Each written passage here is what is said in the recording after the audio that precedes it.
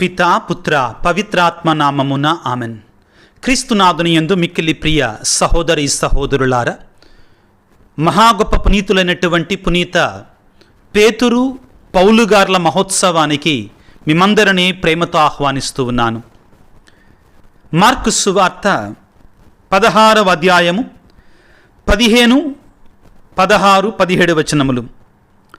యేసు వారితో ఇట్లనెను, మీరు ప్రపంచమందంతట తిరిగి సకల జాతి జనులకు సువార్తను బోధింపుడు. విశ్వసించి జ్ఞానస్నానం పొందువాడు రక్షించబడును, విశ్వసింపని వానికి దండన విధించబడును. విశ్వసించువారు ఈ అద్భుత శక్తులను కలిగి ఉందరు. నా నామమున దయ్యములను వెళ్ళగొట్టెదరు, అన్య భాషలను మాట్లాడెదరు, పాములను ఎత్తి పట్టుకొందురు. ప్రాణాపాయమైనది ఏది త్రాగినను వారికి హాని కలుగదు. రోగులపై తమ హస్తములను ఉంచిన వారు ఆరోగ్యవంతులగుదురు. క్రీస్తునందు మిక్కిలి ప్రియులకు సహోదరి సహోదరులారా, మున్ముందుగా స్త్రీ సభకి బలమైనటువంటి పునాదులు, స్త్రీ సభకు బలమైనటువంటి పిల్లర్స్ అయినటువంటి పునీత పేతురు పౌలు గార్ల యొక్క మహోత్సవ పండగ శుభాకాంక్షలు తెలియచేస్తూ ఉన్నాను. ప్రియులకు దేవుని బిడ్డలారా, ప్రతి సంవత్సరము కూడా జూన్ నెల 29వ తారీఖున పరిశుద్ధులైన పేతురు పౌలు గార్ల యొక్క మహోత్సవాన్ని చాలా ఘనంగా శ్రీసభ కొనియాడుతూ ఉంది. ప్రారంభంలో మనం తెలుసుకోవాల్సింది ఏమిటి అంటే, శ్రీసభకి యేసు ప్రభు మూలరాయి అయితే, పునాది రాయి అయితే, పేతురు పౌలు గార్లు 2 మూల స్తంభాలు. They are just like 2 main pillars of the church. శ్రీసభకి 2 మూల స్తంభాలు వీరిరువురు కూడా.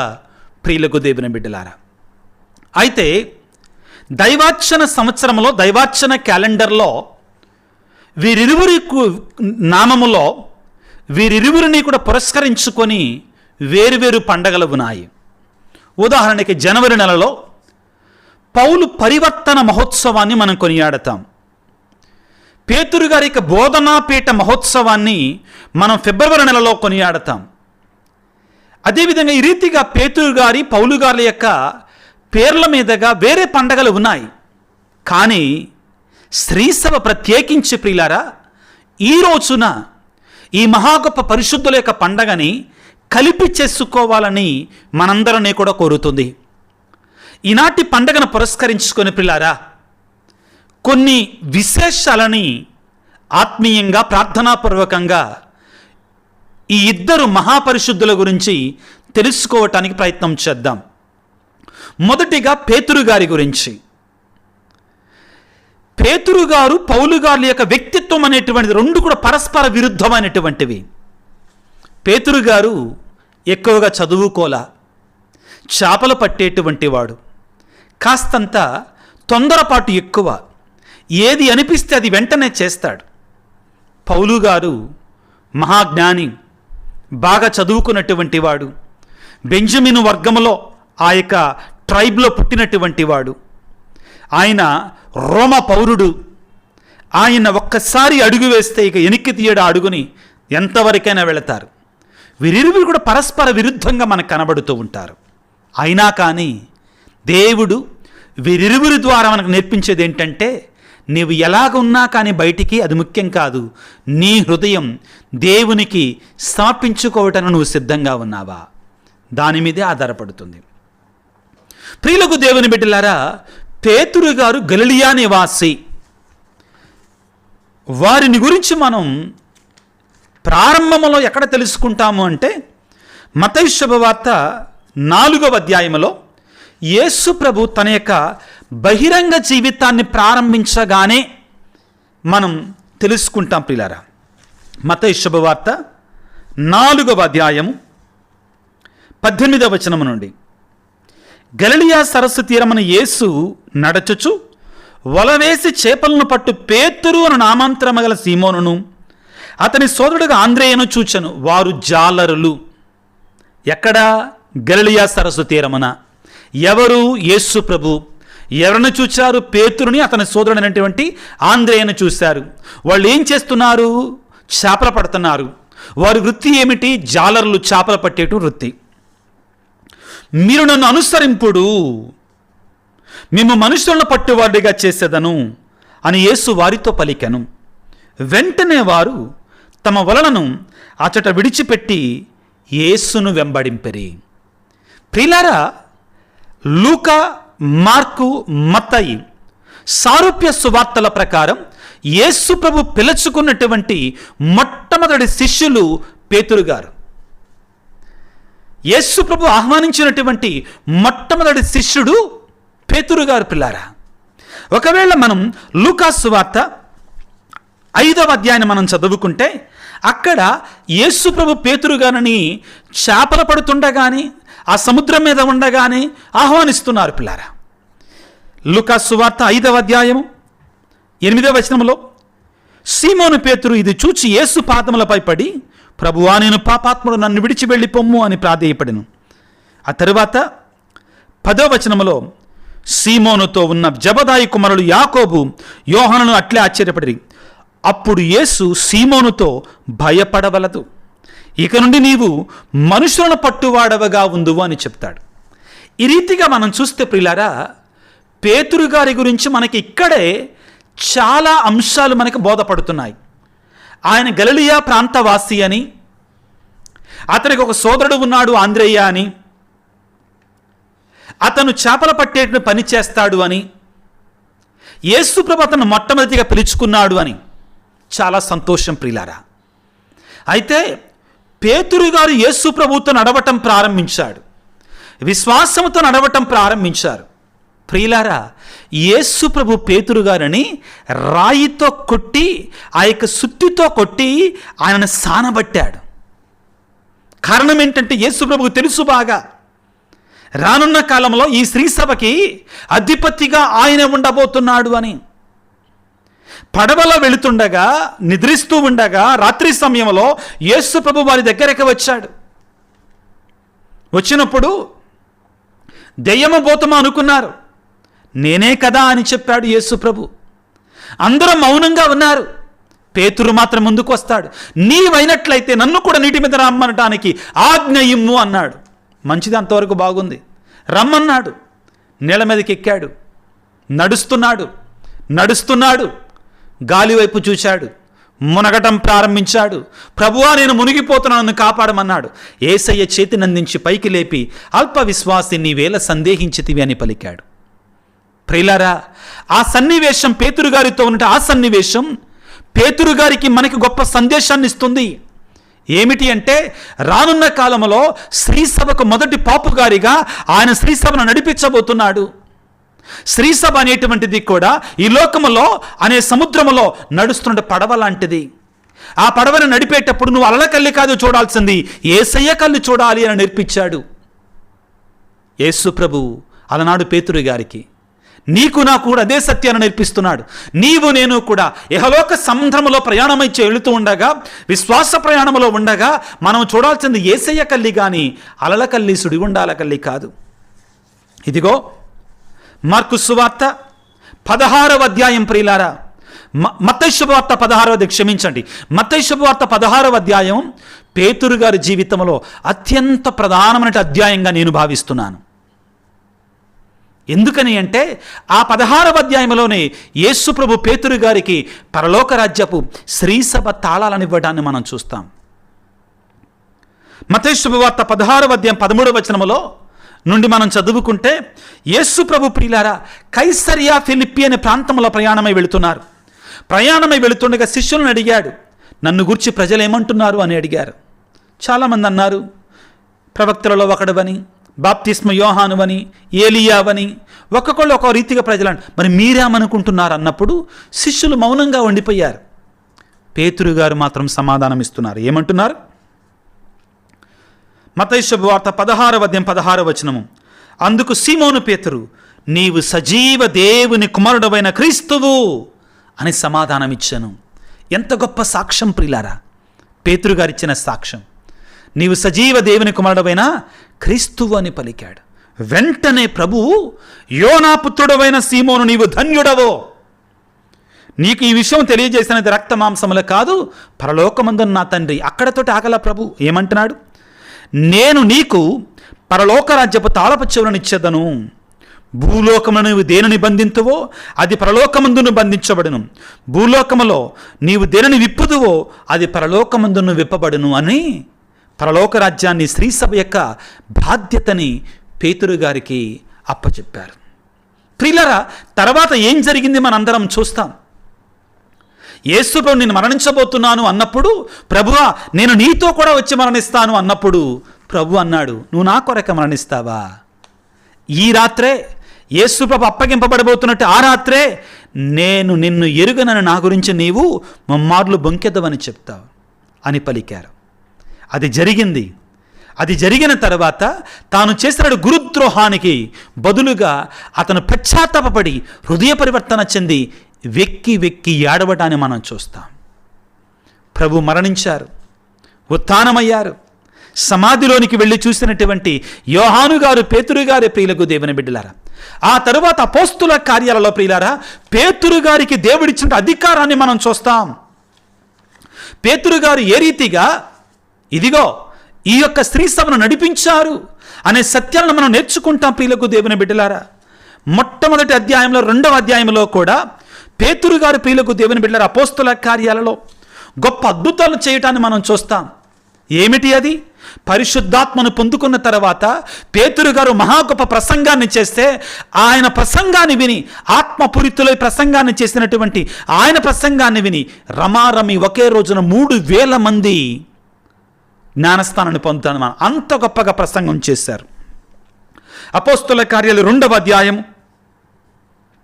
40వ వచనములో, ఇంకను 10 విధమైన ప్రేరణతో దుర్మార్గులకు ఈ జనుల నుండి మీరు వేరే రక్షణ పొందుడు అని వారిని పేతురు హెచ్చరించను. అతని వాక్య పరిచర్య ఆలకించి విశ్వసించిన వారిలో అనేకులు జ్ఞానస్నానం పొందిరి. ఆ దినమున రమారమి 3000 మంది సంఘములో చేర్చబడి ఒకే ఒక ప్రసంగానికి 3000 మంది జ్ఞానస్నానాన్ని పొందారు. ఆ తరువాత సంఘములో, ఆదిమ క్రైస్తవ సంఘములో అవకతవకలు వచ్చినప్పుడు, శ్రమలు వచ్చినప్పుడు, వేదహింసలు వచ్చినప్పుడు నిలబడ్డాడు పేతురు గారు. పిల్లారా, ధైర్యంగా నిలబడ్డాడు. రాటు నిల్చాడు యేసుప్రభు పేతురు గారిని. విశ్వాసాన్ని బలపరచాడు. జల్లెడ వల్లే పట్టాడు పేతురు గారిని. కాబట్టే ఈ రోజున, ఈనాటికి కూడా శ్రీసభ ఆ విధంగా నిలబడి ఉంది. ఎంత గొప్ప స్థితినిచ్చాడంటే దేవుడు పిల్లార పేతురు గారికి. ఆయన నడిచి వెళుతుండగా కూడా, పేతురు గారు నడిచి వెళుతుండగా కూడా ఆయన నీడపడి అద్భుతాలు పొందినటువంటి వారిని అంత గొప్పగా అద్భుతాలు చేశారు పేతురు గారు. అపోస్తుల కార్యాలు 5వ అధ్యాయం 15వ వచనంలో, పేతురు నడిచిపోవున్నప్పుడు కనీసము అతని నీడ ఆయనను కొందరిపై పడగలదను ఆశ చేత వారు జబ్బుపడి ఉన్నటువంటి వారిని చాపల మీద, పరుపుల మీద పెట్టుకొని మోసుకొని వచ్చి వీధులలో ఉంచరి. పేతురు గారు నీడ. మరియు యెరూషలేము చుట్టుపక్కల ఉన్నటువంటి పట్టణముల నుండి వ్యాధిగ్రస్తులను తీసుకుని వచ్చరి. అట్లు తీసుకుని రాబడిన వారందరూ కూడా పేతురు నీడబడగానే స్వస్థత పొందారు. ఆయన తాకల, మాట చెప్పల, గద్దించల, నీడపడితే అద్భుతాలు జరిగాయి పేతురు గారిలో. మహా గొప్ప పునీతుడు పిల్లారా, మహా గొప్ప పునీతుడు. పట్టారు, బంధించారు, సరసలలో వేశారు. సంఘము పేతురు గారి కొరకే కన్నీటితో ప్రార్థన చేస్తుంది. సంఘము ప్రార్థించగా అద్భుతం జరిగింది ప్రియులకు దేవుని బిడ్డలారా. అద్భుత రీతిగా పేతురు గారు విడిపించబడటాన్ని మనం ప్రియులకు దేవుని బిడ్డలారా ఇదిగో అపోస్తుల కార్యాలు 10వ అధ్యాయంలో, అదేవిధంగా 11వ అధ్యాయంలో మనం చదువుకుంటాం ప్రియులకు దేవుని బిడ్డలారా. ముఖ్యంగా 12వ అధ్యాయంలో పేతురు గారు పట్టబడ్డారు, బంధించబడ్డారు, చెరసాలలో వేయబడ్డారు. అద్భుత రీతిగా దేవుని యొక్క దూతను పంపించి పేతురు గారిని విడుదల ప్రసాదించారు. ఆ తరువాత సంఘము ఏర్పడ్డ తర్వాత ప్రియులారా, సంఘములో సమస్యలు ఏర్పడినప్పుడు, సంఘములో బాధలు, కష్టాలు ఏర్పడినప్పుడు అసలు సున్నతి పొందాలా, అవసరం ఉందా లేదా అని ఈ రీతిగా సమస్యలు వచ్చినప్పుడు యెరూషలేములో మొట్టమొదటి సమావేశం ప్రియులారా, the first council at Jerusalem అక్కడ ఏర్పడినప్పుడు ఏంటి పరిశుద్ధాత్మ ఏం చెప్తున్నాడు అని ఒక నిర్ధారణకు రావాల్సిన అవసరం ఏర్పడినప్పుడు పేతురు గారే మొదటిగా లేచి నిలబడ్డారు ఆత్మ ప్రేరణతో. అపోస్తుల కార్యాలు 15వ అధ్యాయంలో ప్రియులారా ఇదిగో అక్కడ పెద్ద చర్చ జరిగింది. ఎలాగా? యూదులు ఏమంటారంటే కొంతమంది సున్నతి లేకపోతే క్రైస్తవుడు కాడంటున్నారు. రక్షణ పొందాలంటే యేసు ప్రభువులు సున్నతి కూడా ఉండాలంటున్నారు. అది అవసరమా? అపోస్తులందరూ కూడా కలిసి పెద్ద చర్చ జరిగింది. అందరి ముందు కూడా లేచి నిలబడి పేతురు గారు మాట్లాడారు. పేతురు గారు మాట్లాడిన దానికి అందరూ విధేయత చూపించారు. మొదటి పాపు గారు ఆయనే. ప్రియులారా, వాక్యాన్ని చదివితే అపోస్తుల కార్యాలు 15వ అధ్యాయము 6వ వచనంలో, అందుచే అపోస్తులు పెద్దలను ఈ సమస్యను గురించి ఆలోచించుటకు సమావేశమైరి. పెద్ద చర్చ జరిగిన పిదప పేతురు నిలవబడి, సహోదరులారా, అన్యుల సువార్త సందేశమును వినిపించుటకు వారికి ప్రసంగించుటకే ఆరంభముననే దేవుడు నన్ను ఎన్నుకొనని మీకు అందరికీ తెలియను అని ఆ రోజున పేతురు గారు ఆత్మపూరితులో చెప్పిన మాట, సున్నతి అవసరం లేదు, యేసు ప్రభువులో విశ్వాసం ఉంటే చాలు, యూదుల యొక్క సంప్రదాయాలని, యూదుల యొక్క సిద్ధాంతాలని క్రైస్తవుల మీద రుద్దాల్సిన అవసరం లేదని చాలా స్పష్టంగా కుండబద్దల కొట్టినట్టుగా పరిశుద్ధాత్మ ప్రేరణతోడి చెప్పాడు. ఈ రీతిగా ప్రియులారా, ఆదిమ క్రైస్తవ సంఘాన్ని నడిపించినటువంటి మహా గొప్ప పునీతుడు ప్రియులారా, పరిశుద్ధుడైనటువంటి పేతురు గారు. ప్రియులారా, వీరు తరువాత ప్రియులారా యెరూషలేము నగరానికి వెళ్ళి అక్కడ వేదహింసలు పొందారు, పట్టారు, బంధించబడ్డారు. ప్రియులారా, బంధించబడిన తర్వాత వారిని క్రీస్తు శకం 67వ సంవత్సరంలో, లేకపోతే 64 అని కొంతమంది అంటుంటారు, క్రీస్తు శకం 64 కానీ 67 సంవత్సరంలో కానీ ఆయనను చంపటం జరిగింది. ఎలాగ చంపారు? యేసు ప్రభుని సిలువ వేసినట్లే పేతురు గారిని కూడా సిలువ వేయటానికి రెడీగా ఉంటే, నన్ను అలా వేయవద్దు, నేను అర్హుణ్ణి కాదు నా ప్రభువులాగా మరణించటానికి, నన్ను తల్లకిందులుగా సిలువ వేయండి, నేను ఇంకా ఎక్కువ శ్రమలు పొందాలి అని తలకిందులుగా సిలువ వేయబడి భయంకరమైన వేదనలు పొంది క్రీస్తు కొరకే మరణించాడు. పిల్లారా, ఈరోజు వారి పండగను కొనియాడటం ఒక గొప్ప దీవెనగా మనందరము కూడా భావించాలి. ఇకపోతే ప్రియులారా, ఈరోజు మనం కొనియాడేటువంటి పరిశుద్ధులైనటువంటి పౌలు గారు ప్రియులారా, ఆయన మొదట క్రీస్తు విరోధి, క్రైస్తవులకు శత్రువు. ప్రియులారా, కత్తిని పట్టి క్రైస్తవులను రాశి రంపాన పెట్టినటువంటి వాడు సౌలు. ప్రియులారా, సౌలు అని పేరు వినగానే క్రైస్తవులు గడగడలాడేటువంటి వారు. అపోస్తుల కార్యాలలో సౌలును గురించి ప్రారంభంలో ఏమని చెప్పబడి ఉన్నది అనే విషయాలను ప్రియులారా మనం చదువుకున్నట్లయితే, ముఖ్యంగా ప్రియులారా ఆయన క్రైస్తవులను ఏ విధంగా హింసించాడు అనే సత్యాన్ని మనం చూస్తే మనకు అర్థమవుతుంది. పిల్లారా, కొంతమంది ఆ మొట్టమొదటి డీకన్లలో ఒకడైనటువంటి స్టీఫెన్ గారిని రాళ్లతో కొట్టి చంపి ఆయనకు వస్త్రాలని సౌలు దగ్గరే తీసుకొని వచ్చారట. అపోస్తుల కార్యాలు 7వ అధ్యాయము 58వ వచనము, అతను నగరము బయటకు తరుముకొని పోయి రాళ్లతో కొట్టిరి, సాక్షులు తమ పై వస్త్రములను తీసివేసి సౌలు అని యువకుని పాదముల చెంత వాటిని ఉంచరి. మేము కొట్టాం, చంపాం స్టీఫెన్ అనేటువంటి వ్యక్తిని. సౌలు దగ్గరికి వచ్చి వాళ్ళు ఈ విధంగా చేస్తున్నారు. ఆ తరువాత ప్రియులారా, సౌలు ఏం చేస్తున్నాడు? ఆయన దమస్కు నగరానికి ప్రయాణమై వెళుతూ ఉన్నారు, క్రైస్తవులను చంపివేయడం కోసమై. అధికార పత్రముతో ఆయన వెళుతున్న సమయంలో యేసు ప్రభు ప్రియులారా ఇదిగో పౌలు గారిని సందర్శించటం జరిగింది. పౌలు గారిని సందర్శించి, సౌలా సౌలా, నీవు నన్నేలా హింసించుచున్నావు అని ఇదిగో సౌలు గారిని కలుసుకొని పౌలు గారిలో గొప్ప పరివర్తన తీసుకొని రావటం జరిగింది. అపోస్తుల కార్యాలు 9వ అధ్యాయంలో ప్రియులారా, దమస్కు బయలుదేరి వెళుతుండగా, వాక్యాన్ని చదువుకుందాం. 9వ అధ్యాయం 3వ వచనం, అతడు బయలుదేరి దమస్కు నగరమును సమీపించుచున్నప్పుడు ఆకాశము నుండి ఒక వెలుగు అకస్మాత్తుగా అతని చుట్టూను ప్రకాశించను. అప్పుడు అతడు నేల మీద పడిపోగా, సౌలా సౌలా, నీవు నన్నేలా హింసించుచున్నావు అని స్వరము పలికెను. ప్రభు, మీరు ఎవరు అని అతడు ప్రశ్నించను. నీవు హింసించుచున్న యేసును నేనే అని పలకటం ద్వారా గొప్ప మారు మనసు, హృదయ పరివర్తన ఈ సౌలు అనేటువంటి కుర్రవాడిలో తీసుకురావటం జరిగింది. ప్రియులారా, పౌలు గారు మామూలు వ్యక్తి కాదు, ఆయన మహాజ్ఞాని, గ్రీకు, లతీను, హీబ్రూ భాషలలో గొప్ప పట్టున్నటువంటి జ్ఞాని ప్రియులారా, ఆయన ప్రియులకు దేవుని బిడ్డలారా గొప్ప ఇంటి బిడ్డ, బెన్యామీను గోత్రీయుడని మనకి ఫిలిప్పీ పత్రికలో పౌలు గారే తన గురించి చాలా చెప్పుకోవటాన్ని చదువుకుంటాం. ఫిలిప్పీ పత్రిక 3వ అధ్యాయము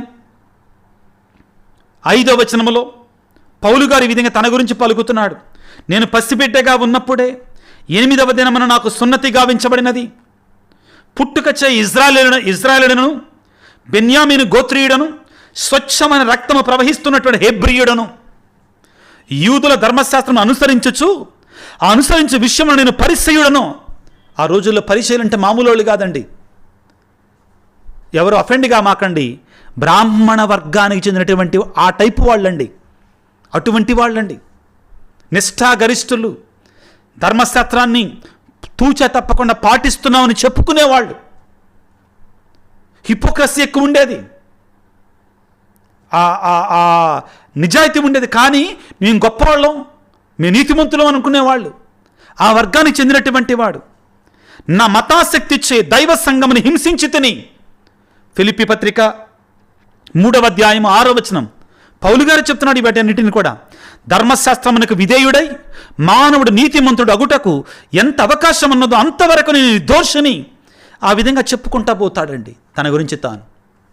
ప్రియులారా, అన్నిటికంటే ముఖ్యమైనటువంటిది ఏంటంటే పౌలు గారు పిల్లలు రోమ పౌరసత్వాన్ని పొందుకోవటం అంటే మామూలు విషయం కాదండి. ఆ రోజుల్లో రోమీల మీద చెయ్య వెయ్యాలంటే భయపడేటువంటి వారు ఆ రోజుల్లో. ప్రియులకు దేవుని బిడ్డలారా, పౌలు గారు అంత గొప్పవాడు. కానీ దేవుడు తన పరిచర్య కొరకే ప్రియులారా సౌలును పౌలుగా మార్చుకున్నాడు.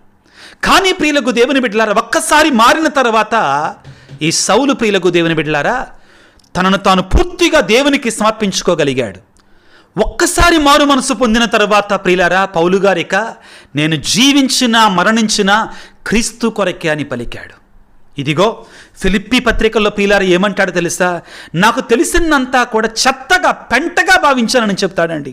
ఫిలిప్పీ పత్రిక 3వ అధ్యాయం 8వ వచనంలో ఆయన కొరకై నేను సమస్తమును విడనాడి తిని క్రీస్తును పొందుట కొరకై నేను వాటన్నిటిని పెంటగా భావించానని పలుకుతాడు. ప్రియులారా, ఇదిగో సిలువని పట్టుకొని సిలువే నా సర్వస్వాన్ని జీవించాడు. పిల్లారా, క్రీస్తు కొరకై తన ప్రాణాలను త్యాగం చేయటానికి సిద్ధపడ్డటువంటి మహా గొప్ప పునీతుడు. ప్రియులారా, ఆ క్రీస్తు కొరకు ఎన్నో లేఖలు రాశాడు.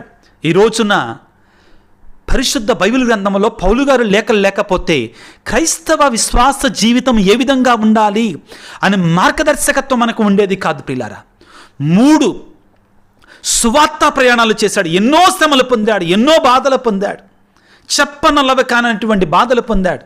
వాటన్నిటినీ కూడా సంతోషంగా స్వీకరించాడండి పౌలు గారు. ఎన్నో కొరడా దెబ్బలు తిన్నాడు ఆయన, ఎన్నో కష్టాలు శ్రమలు ఆయన పొందుకున్నాడు. ప్రియులకు దేవుని బిడ్డలారా, అయినా కానీ ఆయన వేటిని కూడా లెక్క చేయలేదు. ప్రియులకు దేవుని బిడ్డలారా, శ్రమలన్నిటినీ కూడా దీవెనగా మాత్రమే భావించాడండి. వీటన్నిటినీ కూడా మనం కొరింథీ పత్రికలో మనం చదువుకుంటాం. పిల్లారా, ఆయన పొందినట్టు శ్రమలన్నిటినీ కూడా మనం చదువుకుంటాం. సమయం తక్కువగా ఉంది కాబట్టి త్వరగా వెళుతున్నాను. ప్రియులారా, ఈ విధంగా వేద ప్రచారాన్ని అహర్నిశలు కూడా జరిపి చివరికి రోము నగరం వెళ్ళారు. అక్కడ ఆయన బంధించబడి చివరికి ప్రియులారా ఆయన క్రీస్తు కొరకై శిరచ్ఛేదనము గావించబడి చనిపోయాడు. సుమారుగా ఆయన మరణించింది కూడా ఇదే కాలంలో అని చెప్తుంటారు. ప్రియులకు దేవుని బిడ్డలారా, ఏది 67-68 సంవత్సరాల క్రీస్తు శకం వేదహింసల కాలంలో. ఎందుకని పౌలు గారిని సిలువ వేయలేదంటే ఆయన రోమా పౌరుడైతే సిలువ వేయటానికి అధికారం లేదు రోమియోలకి. కాబట్టి ప్రియులకు దేవుని బిడ్డలారా, మహా గొప్ప పునీతుడు.